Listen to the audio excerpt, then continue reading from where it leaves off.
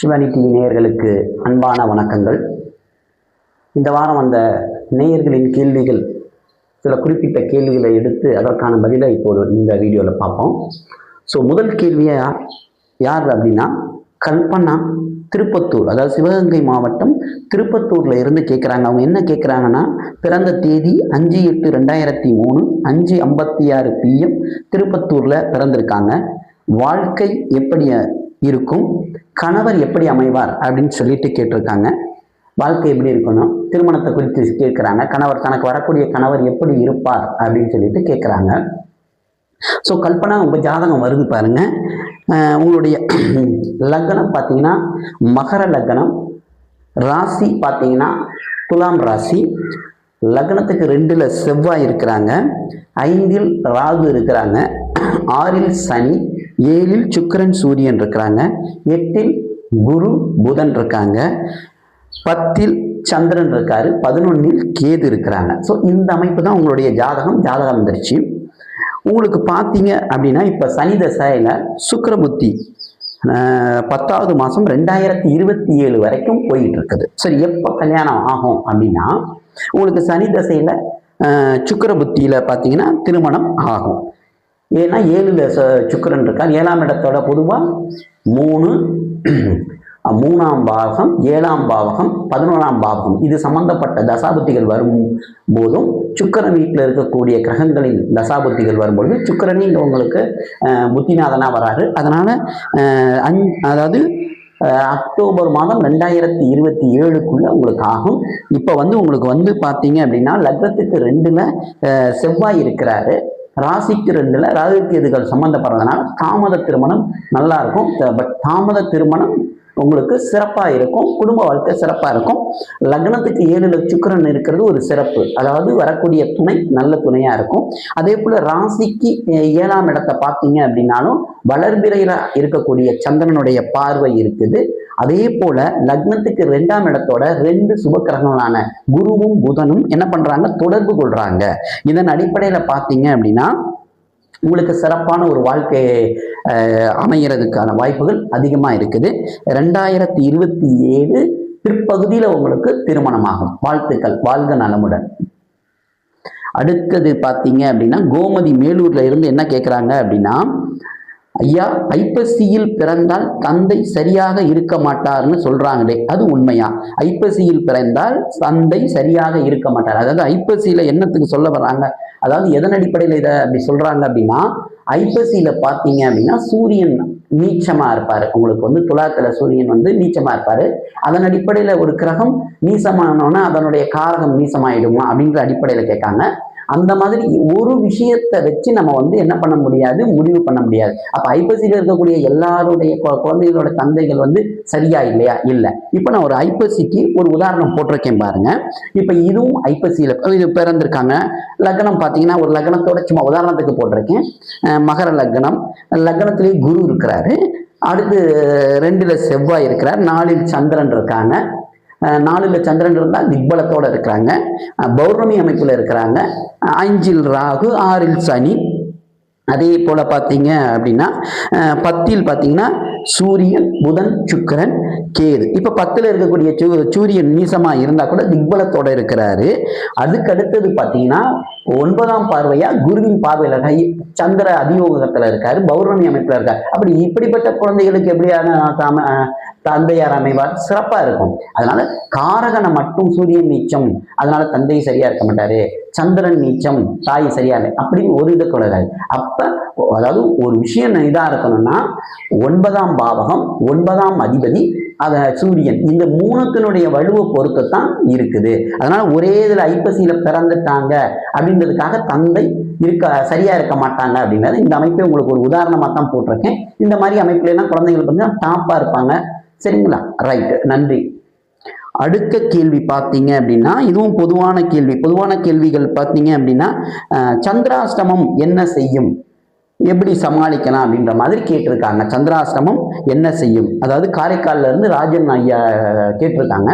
சந்திராஷ்டமம் அப்படின்னு என்னன்னா நம்ம பிறந்த ராசியில இருந்து 8வது இடத்துக்கு சந்திரன் வரும் பொழுது அதுதான் சந்திரன் அஷ்டமம், அதாவது 8ல் மறைகிறாருன்னு அர்த்தம். அதாவது மனோகாரகன் சந்திரன் 8ல் மறையும் பொழுது நம்ம ஒரு முடிவு எடுக்க முடியாம தடுமாற்றங்கள் வரும். அதுதான் சந்திராஷ்டமம் சொல்றாங்க. ஒவ்வொருத்தருக்கும் சந்திராஷ்டமம் பார்த்தீங்கன்னா 2 அமைப்புகள்ல வரும். வருஷத்துக்கு பார்த்தீங்க அப்படின்னா 6 இது வளர்பிறையாகவும் 6 இது தேய்பிறையாகவும் வரும். நான் இங்க 2 சந்திராஷ்டமம் போட்டிருக்கேன். ஒண்ணு வந்து பாத்தீங்கன்னா பௌர்ணமி அமைப்புல ஒண்ணு போட்டிருக்கேன். இப்போ கன்னி ராசிக்கு சந்திராஷ்டமம் போட்டிருக்கேன். பார்த்தீங்க அப்படின்னா ஒன்று வந்து 8ல் இருக்கார் சந்திரன், அது 8ல் பௌர்ணமி அமைப்புல போட்டிருக்கார். இன்னொன்று பார்த்தீங்க அதே சந்திராஷ்டமம் கன்னி ராசிக்கு அமாவாசை அமைப்புலையும் போட்டிருக்கேன். 2 இருக்குது. இப்போ இந்த 2த்துக்கு என்ன வித்தியாசம்னா, வளர்பிறை அமைப்புல வரக்கூடிய சந்திராஷ்டமம் அல்லது பௌர்ணமி அமைப்புல வரக்கூடிய சந்திராஷ்டமம் வந்து கெடுபலன்களை கம்மியா இருக்கும். அதே நேரத்துல தேய்பிரையா வரும் பொழுது அதனுடைய இது தாக்கம் அதிகமா இருக்கும். சரி, சந்திராஷ்டமம்னா அதுக்காக வீட்டில் படுத்துக்கிட்டு இருக்க முடியுமா? நம்மளுடைய வேலைகளை ரெகுலரா என்னென்ன செய்வோமோ அது அத்தனையுமே இறை வழிபாட்டோட நம்ம தனியாக. அப்ப என்ன மாதிரி இதை தவிர்க்கலாம் அப்படின்னா, முக்கியமான ஆலோசனை கூட்டமோ அந்த மாதிரி விஷயங்களை அன்னைக்கு இயன்ற அளவுக்கு தவிர்த்தரணும். அதுக்கு அடுத்தது பார்த்தீங்க அப்படின்னா, ஆர்கியூ பண்ற இடத்துக்கே நம்ம போகக்கூடாது. அதுக்கப்புறம் சந்திராஷ்டமம் அன்னைக்கு அறிமுகம் ஆகக்கூடிய நபர்கள்ட்ட கொஞ்சம் நம்ம வந்து என்னைக்குமே ஒரு எச்சரிக்கையா இருக்கணும். ஏன்னா முடிவுகள் தவறா இருக்கும். மனம் வந்து ஒரு சஞ்சலப்பட்டு இருக்கக்கூடிய காலகட்டத்துல நாம எடுக்கக்கூடிய முடிவு தவறுதலா இருக்கும் அப்படின்றதுக்காகத்தான் இந்த சந்திராஷ்டமம் அன்னைக்கு கொஞ்சம் ஜாக்கிரதையா இருக்கணும். அதுக்காக சந்திராஷ்டமம் அன்னைக்குன்னு ஒரு எக்ஸாம் வருது, நம்ம போகாம இருக்க முடியுமா? நம்மளுடைய ரெகுலர் கடமைகளை பதட்டம் இல்லாமல் செஞ்சிடணும். எந்த முடிவுகளையும் அதாவது சந்திராஷ்டம நாட்கள்ல எடுக்கிறத தவிர்க்க முடிஞ்சதுன்னா நாம தவிர்க்கிறது நல்லது. ஒரு 2-2.25 நாட்கள் தான் இருக்கும். அதுவும் பார்த்தீங்கன்னா இந்த குறிப்பிட்ட நம்ம நட்சத்திரத்துல நட்சத்திரத்துக்கு வரும்பொழுது தான் கொஞ்சம் இதா இருக்கும். ஸோ அந்த அடிப்படையில நாம என்ன பண்ணலாம், சந்திராஷ்டமத்தை அப்படித்தான் நம்ம கடந்து போகணும். நம்மளுடைய ரெகுலர் வேலையை பண்ணிக்கணும். அதே போல இன்னைக்கு இருக்கக்கூடிய சமூக ஊடகங்களை பார்த்தீங்க அப்படின்னா, நாம வந்து ஃபேஸ்புக், யூடியூபு இந்த மாதிரி விஷயங்கள் எல்லாம் கருத்துக்களை பதிவிடும் போது இந்த சந்திராஷ்டமம் அன்னைக்குன்னு நம்மளையே தேடி வரும். இல்லைன்னா பைக்கில் போகும்போதும் சரி, எல்லா ஒரு சின்ன விஷயங்களுமே பார்த்தீங்க அப்படின்னா நமக்கு ஒரு ஒரு ஒரு எப்படி சொல்றது, ஒரு சோதனைக்குனே வர்ற மாதிரி இருக்கும். அதனால இந்த 2.25 நாட்கள்ல நம்மளுடைய வாக்கை மட்டும் கண்ட்ரோல் பண்ணிட்டோம்னாவே போதும். மற்ற விஷயங்கள் எல்லாமே சிறப்பாமையும். அதுக்காக சந்திராசிரமத்துக்காக நாம வந்து பதட்டப்பட தேவையில்லை. மெயினா பதட்டப்படாம நம்ம ரெகுலர் ஒர்க்கை செஞ்சாவே போதும். வாழ்த்துக்கள், நன்றி. அடுத்தது பார்த்தீங்க அப்படின்னா, அடுத்த கேள்வி யாரு அப்படின்னா பாபு நாமக்கல்ல இருந்து கேட்கிறாரு. அவருடைய பிறந்த தேதி வந்து 10/11/1993 1:53 PM நாமக்கல். இப்போ வந்து எனக்கு ராகு தசையில சுக்கிர புத்தி கடந்த 1 வருடமாக சொந்த வாழ்க்கையில ரொம்ப பிரச்சனையா இருக்கு, பொருளாதாரம் மோசமா இருக்குது, எப்போது சரியாகும் அப்படின்னு சொல்லிட்டு கேட்குறாங்க. பாபு சார், உங்களுடைய ஜாதகம் வந்திருக்கு. உங்களுடைய ஜாதகம் பார்த்தீங்க அப்படின்னா கும்பலக்னம், 4ல் கேது இருக்கிறாரு, 8ல் சந்திரன் இருக்கிறாங்க, 9ல் புதன், சூரியன், சுக்கிரன், குரு, 11ல் பார்த்தீங்க 10ல் ராகு செவ்வாய் இருக்கிறாங்க, 12ல் சனி இருக்காங்க. ஸோ இதுதான் உங்களுடைய ஜாதக அமைப்பு.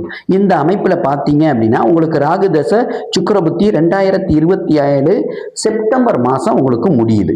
அப்ப ராகு தசையில சுக்கிர புத்தி பார்த்தீங்க அப்படின்னா, சுக்கிரன் பார்த்தீங்கன்னா ஆட்சியா இருந்தா கூட அவர் வந்து என்ன பண்ணியிருக்காருன்னா குருவோட இணைஞ்சிருக்கிறார். பொதுவாகவே பக்கத்துல குருவும் சுக்கிரனும் பக்கத்துல இறையும் போது 2 விஷயங்கள்ல இருக்கும். அதாவது தன பிரச்சனைய வந்து இருக்கும். குரு காரகன்றதுனால தன பிரச்சனை இருக்கும்.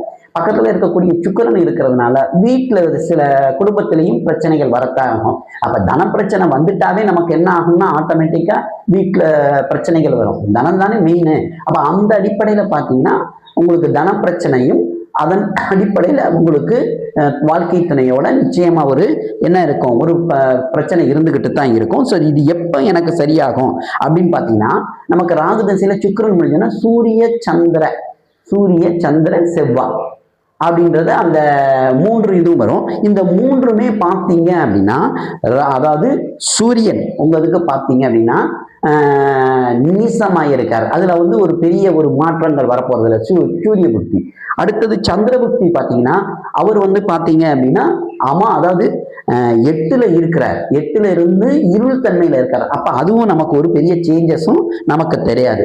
அடுத்து செவ்வாய் பார்த்தீங்கன்னா ராகுவோடய இணைஞ்சு இருக்கிறார். ஸோ அப்ப இந்த சூரிய சந்திரன் வந்து செவ்வாய் புத்திகள் நமக்கு ஒரு பெரிய சேஞ்சஸ் இருக்கு. அப்ப என் வாழ்க்கை அவ்வளவுதானா? அங்க கிடையாது. உங்களுக்கு குரு தசை நல்லா இருக்கும். 9ன்னு சொல்லக்கூடிய பாக்கியஸ்தானத்துல அவர் வந்து குரு சுக்கிரனோட இணைஞ்சு ஒரு சுபத்துவ தன்மையில இருக்கிறாங்க. அதன் அடிப்படையில பாத்தீங்கன்னா குரு தசை, அதாவது உங்களுக்கு வந்து குரு தசையில இருந்து சிறப்பான ஒரு வாழ்க்கை அமைப்பும் இருக்கும். இதெல்லாம் நமக்கு தான் வந்துச்சா அப்படின்ற மாதிரி ஒரு வந்து உங்களுக்கு ஒரு திரும்பி பிளாஷ்பேக்கை பார்த்தீங்க அப்படின்னா நம்ம தான் இவ்வளவு கஷ்டப்பட்டோமான்றதும் உங்களுக்கு வந்து குரு தசை உங்களுக்கு டாப்பா இருக்கும். குரு பார்த்தீங்கன்னா உங்க லக்னத்தோடயே தொடர்பு கொள்றார். லக்னத்தோட அவர் என்ன வந்து தொடர்பு கொள்றார்? 2-11 அதிபதி. ஸோ பாக்கியஸ்தானத்துல இருந்து 9ஆம், அதாவது 9ஆம் வீட்டின் வழியாக உங்களுக்கு சிறப்பான ஒரு பாக்கியங்களை கொடுத்து ஏற்றத்தை தருவார். வருத்தப்படாதீங்க. வாழ்க நலமுடன். நன்றி. அடுத்தது பார்த்தீங்க அப்படின்னா மதி, அந்த மேடம் வந்து மதி சேலத்துல இருந்து கேட்குறாங்க.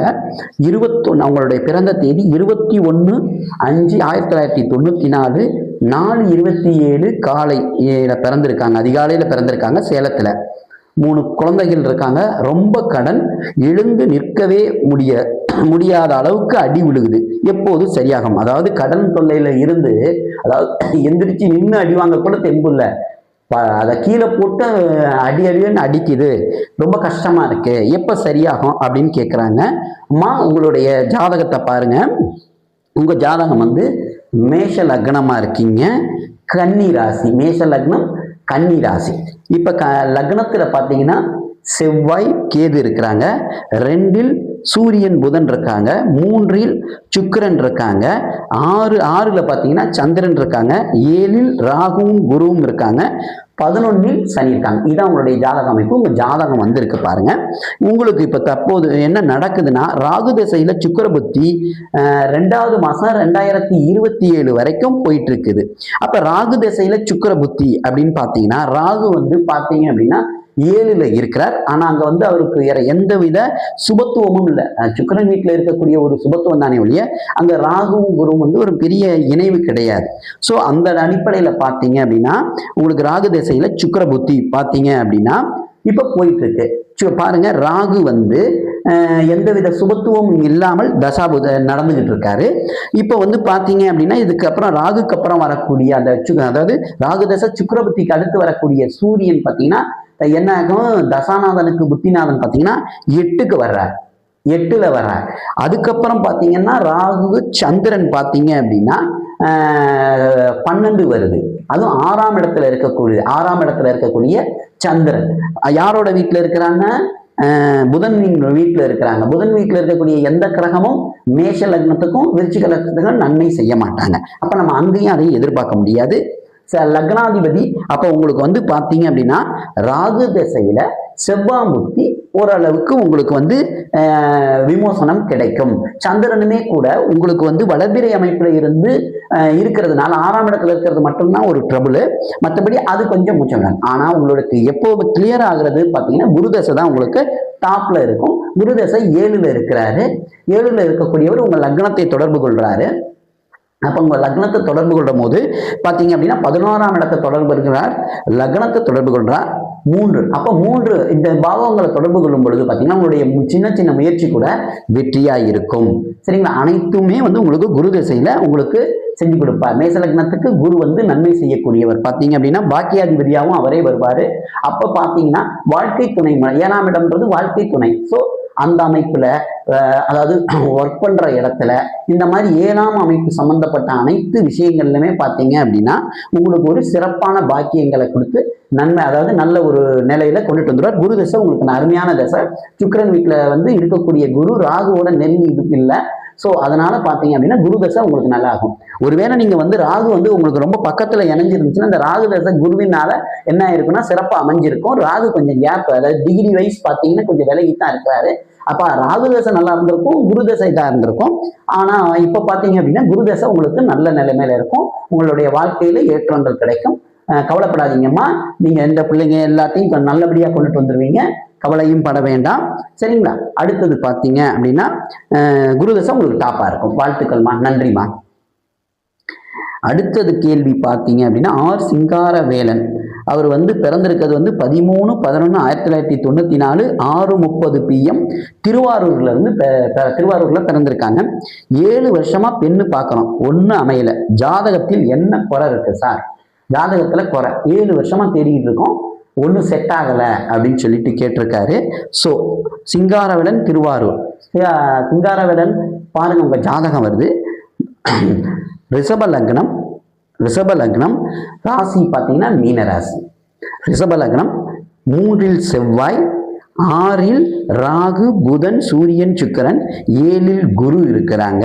அடுத்தது பார்த்தீங்க அப்படின்னா 10இல் சனி இருக்கிறாங்க, 11இல் சந்திரன் இருக்கிறாங்க, 12இல் கேது. இதான் உங்களுடைய அமைப்பு. இந்த அமைப்புல பார்த்தீங்க அப்படின்னா உங்களுக்கு புதன் தசையில சனி புத்தி போயிட்டு இருக்கு. இது வந்து எது வரைக்கும் இருக்குன்னா 2028 ஜனவரி மாதம் வரைக்கும் போயிட்டு இருக்குது. ஸோ இந்த அமைப்புல பார்த்தீங்க அப்படின்னா அதாவது லக்னத்துக்கு 7ஆம் இடத்தோட என்ன பண்றாரு அப்படின்னா சனி தொடர்பு கொள்றார்.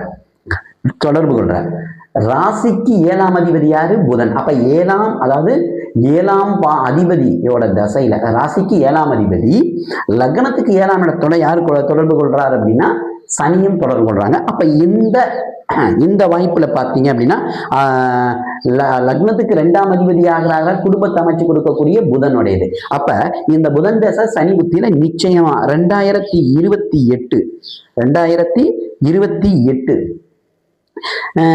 குள்ள, அதாவது 2027 கடைசியில பாத்தீங்கன்னா உங்களுக்கு என்ன ஆகும் அப்படின்னா திருமண வாழ்க்கை அமைஞ்சிரும். அதனால நீங்க ஒன்றும் கவலைப்பட தேவையில்லை.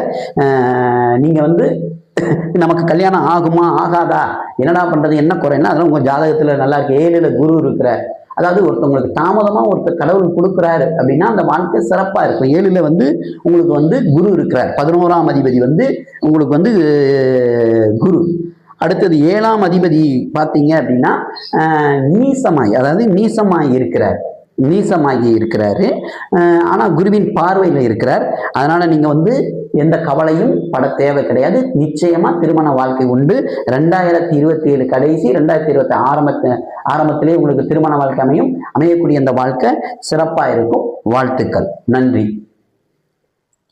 அடுத்தது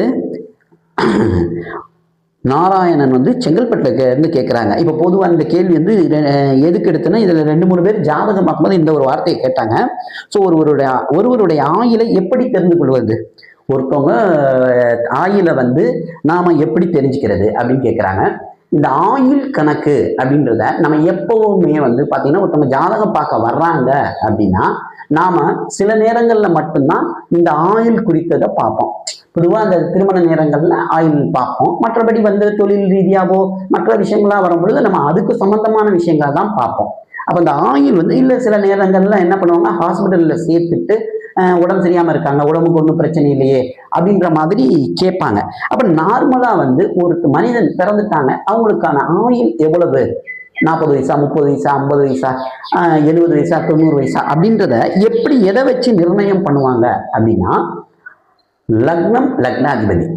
லக்னம் நம்ம பிறந்த ஒரு லக்னம், லக்னாதிபதி அதனுடைய இப்போ ஒரு மேச லக்னத்துல ஒருத்தர் பிறந்திருக்காருன்னா அந்த லக்னம் பாவகம், லான்னு போட்டிருக்கே அந்த பாவகம், அதனுடைய அதிபதியான செவ்வாயோட நிலையை பார்த்துக்கணும். சரி, அப்ப அது வந்து என்ன பண்ணணும், அதுக்கு ரெண்டத்துக்கும் சேர்த்து நீங்க என்ன பண்ணிக்கணும், ஒரு 40ன்னு வச்சுக்கோங்க. அது என்ன சார் 40? சராசரியா நம்ம மனுஷனுக்கு 120 ஆண்டுகள், ஒவ்வொரு பிராணிகளுக்கும் சராசரியான வாழ்க்கைன்னு பார்த்தீங்கன்னா இருக்குது. அதே போல நம்ம மனிதனுக்கு 120. அப்படி இந்த 120ல லக்னமும் லக்னாதிபதியும் சேர்ந்து 40ன்னு வச்சுக்கணும். 40 வயசு அப்படின்னு, அப்ப 40 மார்க் அப்படின்னு வச்சுக்கோங்க. அதுக்கு அடுத்தது 8ஆம் பாவகம், 8ஆம் அதிபதி, அட்டமாதிபதினு சொல்லுவோம் இல்லையா, 8ஆம் இடம் ஆயுள் ஸ்தானம்ன்றது அது அந்த ஆயுள் ஸ்தானம் எப்படி இருக்கு, அதனுடைய அதிபதி, அதுக்கு ஒரு 40, 80.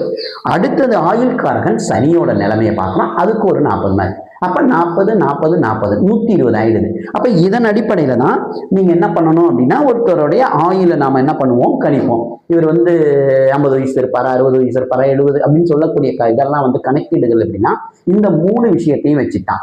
அப்ப லக்னம் ஒருத்தருக்கு லக்னம் நல்லா இருக்கு, லக்னாதிபதி கெட்டு போயிட்டார், சோ அப்ப பாதி மார்க் 20. இன்னொருத்தருக்கு 8ஆம் பாவகம் நல்லா இருக்குது, 8ஆம் அதிபதி சரியில்லை, அப்போ ஒரு 20, அப்ப 40 வயசு கன்ஃபார்ம் ஆயிடுச்சு. சனி பார்த்தீங்க அப்படின்னா ஒரு நல்லாவே இருக்கிறாருன்னு அப்ப 40, அப்ப அது ஒரு 40, இது ஒரு 40, 80. அப்படி இந்த சனியை கொஞ்சம் பங்கம் ஆயிட்டார் அப்படின்னும் அது ஒரு 10 மார்க் அப்படின்னும் போது 50 60 வயசு. ஸோ இதன் அடிப்படையில தான் நம்மளுடைய ஒருத்தருடைய ஆயுளை நம்ம என்ன பண்ணுவோம்னா கணிச்சிருவோம், இவ்வளவு இருக்கும் அப்படின்ற மாதிரி.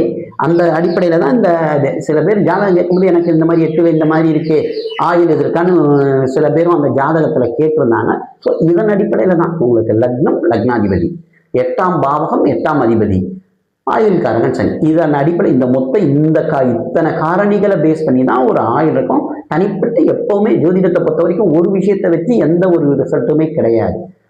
சந்திராசிரமமா இருக்கட்டும், அல்லது ஐப்பசியில பிறந்த இந்த மாதிரி கேள்விகள்லாம் கேட்டாங்க, இந்த அடிப்படையில எதுவுமே கிடையாது. இன்றைக்கு ஒரு சில கேள்விகள் எல்லாம் நம்ம எடுத்து பார்த்தோம். வரும் வாரங்களில் இதே மாதிரி ஞாயிற்றுக்கிழமை நேர்களுடைய கேள்வி பதில்கள் தொடரும். இடையில வேற ஒரு டாபிக் சம்பந்தமா வீடியோவை நம்ம பார்ப்போம். கேள்வி கேட்ட அனைவர்களுக்கும் நன்றி. இதுல ஏதாவது விடுபட்டுருச்சுன்னா அதை அப்படியே அடுத்த வாரம் தொடருவோம். இதுலேயே நம்மளுடைய தொடர்பு நம்பரை கொடுத்துட்றேன். உங்களுடைய பொதுவான கேள்விகளையும் கேளுங்க. தனிப்பட்ட ஜாதகம்னா ஒரு கேள்வி மட்டும் கேளுங்க. மொத்த ஜாதகத்தை பார்க்கணும்னா அந்த நம்பருக்கு நீங்க வாட்ஸ்அப் அனுப்பினீங்கன்னா மொத்த ஜாதகத்தையும் கணிச்சு இது பண்ணிடலாம். வாழ்த்துக்கள், நன்றி, வணக்கம். மீண்டும் சந்திப்போம்.